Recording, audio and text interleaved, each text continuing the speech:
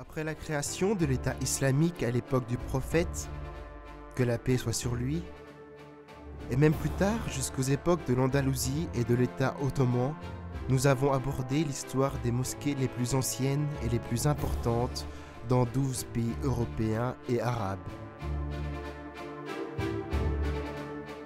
Nous avons vu les caractéristiques de cette époque, les conquêtes islamiques auxquelles cette période est liée, ainsi que le rôle que ces mosquées exerçaient dans la diffusion de la civilisation islamique.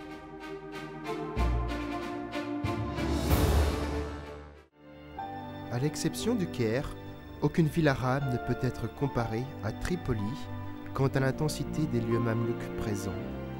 Cela est dû à la longue période de colonisation par les croisés qui a duré 180 ans et durant laquelle toute caractéristique islamique de la ville a été effacée. Qui se trouvent actuellement sont construites soit dans l'ère mamelouk ou ottoman. En fait, nous avons choisi la vie du cœur, parce que le cœur est le conscient de Dieu, qui travaille pour lui et se dirige vers lui. Donc, on s'adresse au cœur, c'est lui qui surveille, et c'est de lui que viennent les reproches. Celui qui connaît son cœur se connaît, et celui qui se connaît a connu Dieu. La signification du cœur.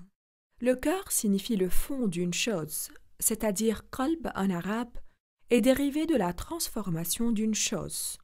Et le cœur est appelé comme ça parce qu'il se change et se transforme souvent.